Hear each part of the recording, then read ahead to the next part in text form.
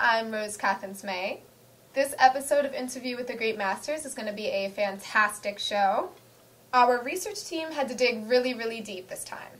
We're talking all the way back in the 1500s just to find our wonderful guest. Please join me to welcome the rather inventive master with a brush, the father of fresco, the idol of invention, Mr. Totally Awesome himself, Leonardo da Vinci. Ciao, saluti qui te piano ti quai. Alright, Leonardo, welcome. Do you mind if I call you Leo? No, I'm a Leonardo. Ouch, you're a testy one, aren't you? How can I say, after 500 years, the days I get a little longer? So, I want to get right to the interview, Leonardo. Let me ask, whatever gave you the idea to create a contraption that can make humans actually fly? I'm a swear, so much of the people that get the story wrong. I'm not trying to make a man fly. I would try to figure out how to make my bird talk. The only reason I started designing the ornithopter is because of my parrot. Her name was Mona. I get an attitude every time. I look at Mona, she look at me. I don't know what she think. She want to say a word to Leonardo. Is Mona happy? Is Mona sad? Is Mona angry? I don't know. Just look at me with that stare, the two little birdie eyes gonna look and a look and a look. Driving me crazy. So I'll figure out if I can fly like a Mona. Maybe she's gonna think I'm a bird and she's gonna finally tell me what's on her mind. Wow, I mean, who would have thought? Well, Leonardo, it seems like the lines over here are all lit up, so let's go right to the phones. Hello, caller, you're on the air with Leonardo, live at the Jewel FM Gallery. Hello, boy chick. What's this boy chick? So what's your question today, caller? Love your work, Leo. I joined the Miami Women's League of the B'nai B'rith, and we're going to make Afghans. Do you ever do any knitting? No. All right, Leonardo, we're going to go on to our next caller. Hello, caller, you're live on the air with Leonardo. Mr. Da Vinci, this is an honor. I'm a big fan. I've followed your career since I was an art student at the Scalappi Institute in Florence. It's a Firenze. Florence, that was a chambermaid that I, never mind. All right, sounds interesting. Is there any truth to the Da Vinci Code? Good question. What say you, Maestro? Again, the things that get a little mixed up through the centuries. Long ago, we have a lot of time on our hands. But things, were a little bit tougher. We always are underpaid. So I decided I'm going to write a series of stories based on some of my studies. A very good friend of mine, he was a publisher after all. He knows the industry very well. My writing is a little boring, so he has his editor spruce up some of my manuscripts. The editors are well paid. I never got the bupkis for my writing.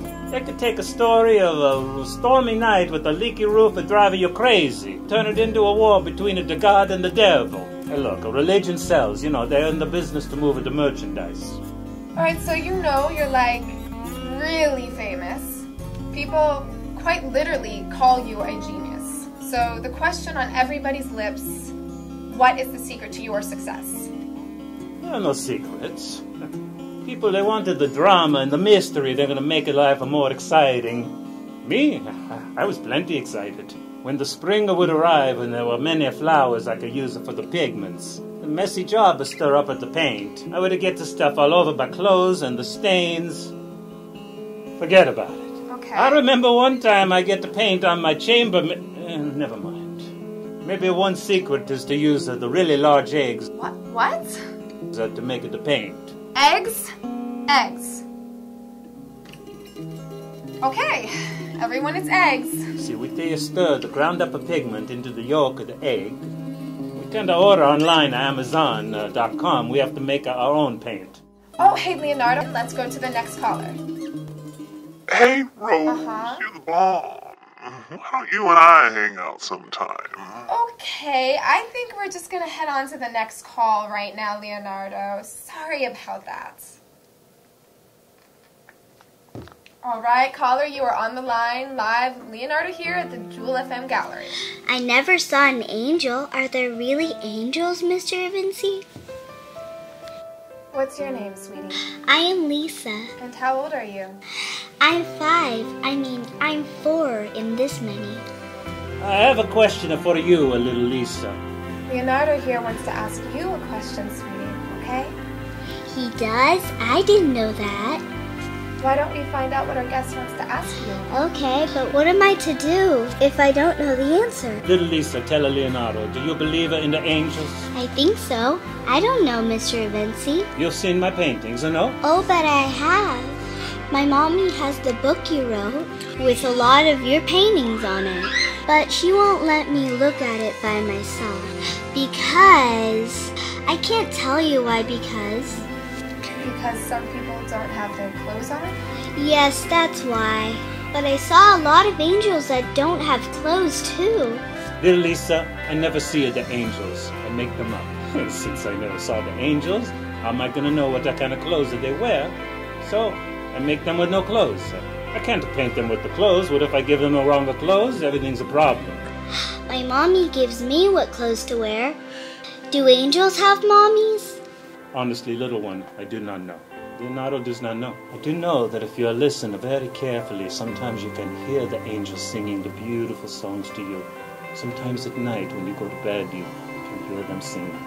But I think that what we do know about the angels, even if we never do see them, is that they're teaching us how to be gentle with each other in this world. Tell me, do you understand that a little, Lisa? Like when I pick up my new kitten Soft, so it bubbles instead of cries?